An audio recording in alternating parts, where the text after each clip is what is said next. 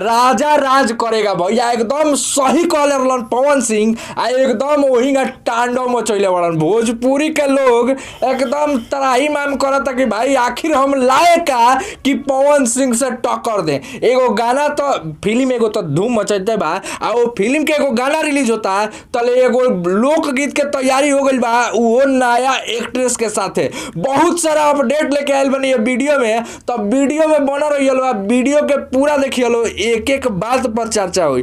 तारा लोग हम बता दी कि भैया बॉलीवुड के जो चुमा गाना रहे वो तो ऐसन रिकॉर्ड बनैलस, ऐसन रिकॉर्ड बनैलस, आ इतना रील बनता, इतना लोग पूछता कि किनहू ओजा सामने खड़ा भले देखी, भले केहू कहो नु कि हम पवन सिंह के पास तक पहुंच गए, चाहे एक दिन में 10 मिलियन, एक दिन में 20 मिलियन, लेकिन पवन सिंह के चुम्मा गाना के रिकॉर्ड तुरल केहू के बस के बात नहीं है।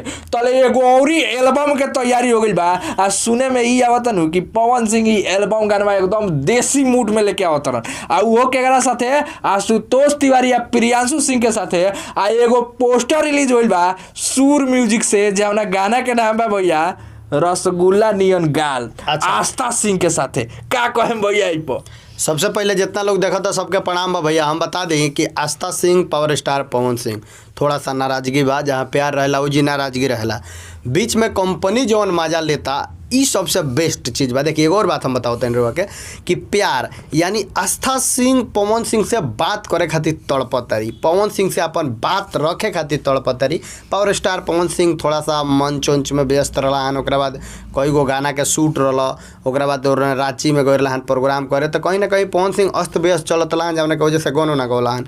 तो भाई पावर स्टार पवन सिंह आस्था सिंह में थोड़ा सा नाराजगी बा। आस्था सिंह बहुत सारा न्यूज में रोवत दिखतरी, कोनो न्यूज में अपन बात रखतरी, लेकिन यही बीच में पावर स्टार पवन सिंह आस्था सिंह के जौन गाना रिलीज होता है यानी सूर्यवंशम मूवी के रसगुल्ला जैसन गाल। एक और बात बताओ तनी कि ये फिल्म के सब गाना, सब टाइटल, सब जौन बा कि एक्टिंग हिट बा। ऐसे कि एकरा पहले एगो बबुआन वाला गाना आयल रहा, सब सुनले ओके में एकदम तबाही मच गई रहा बबुआन के गाना के लेके, जौना में चांदनी सिंह काम कर रही है। एक गाना में मतलब अदाकारा जौन काम कर बोलो, जैसे आस्था सिंह जेकर का होला इनकर निशाना, इनकर ना होला नजर, तिरछी नजर जौन घायल करे वाला बा। ओकरा बाद इनकरा से कम तनको चांदनी सिंह भी नहीं, वो अपना जगह पर जौन बाड़ी एकदम ना होला कि खोआ। कहीं ना कहीं भैया एगो बात हम बताओ तनी, एगो गायक बड़न, वो गायक से हम पूछनी जे आप गंदा इतना क्यों गाते हैं?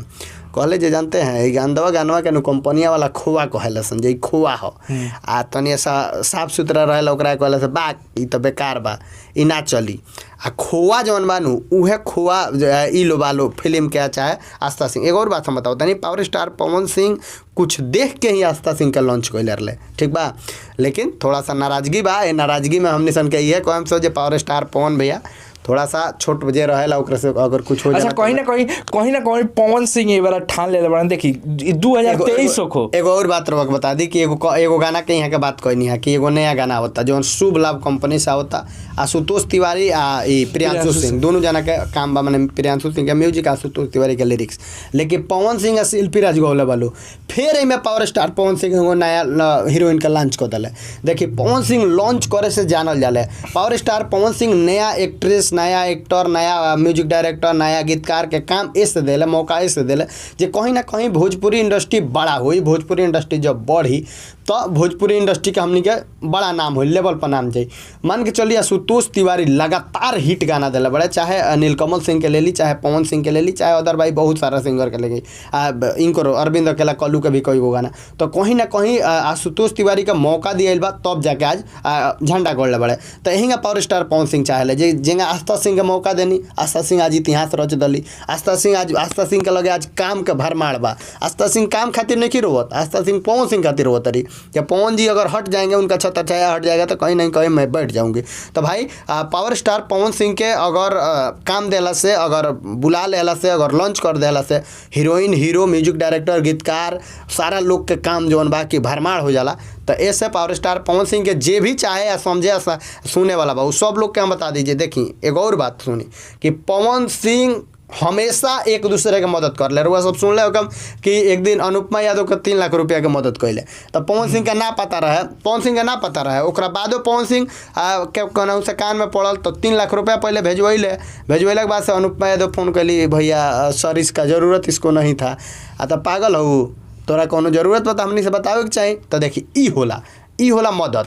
आ पवन सिंह कबू कहे बड़े वो अनुपमा यादव अपने से कहले बड़ी कोनो न्यूज में, तो कहीं ना कहीं ई चीज़ पावर स्टार पवन सिंह बहुत तोप के रखेले, बहुत अपने आप के वजन में रखेले, वेट में रखेले। आ स्टार के स्टारडम यही से पहचानल जाला, न कि छुछेरापन से पहचानल जाला। कहीं ना कहीं यही से 2023 से या 2024 के लास्ट आ गई पवन सिंह खाली हो हर जगह। पवन सिंह 2023 से 2023 से किनहु आगे ही खड़ा नहीं के भाई। उ छोड़ी ना, जब से पवन सिंह भोजपुरी में लॉन्च भइले तबे से केहू आगे माने 2023 से तनी असरदार रहल बा।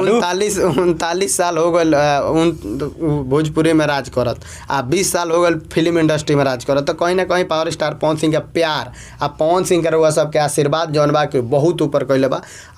अच्छा बा पावर स्टार पवन सिंह के ई रसगुल्ला गाना हमनी के जैसे आवत सुनल जाई, आ सुन के एंजॉय कइल जाई, मजा लियल जाई। लेकिन शाम तक ले आजे पोस्टर भी आ जाई हो गाना के। खैर तारा लोग का विचार बा कमेंट बॉक्स में जरूर बताइए। वीडियो के लाइक कर लो, शेयर कर लो। बाकी मिलते हैं अगला वीडियो में, तब तक खाती।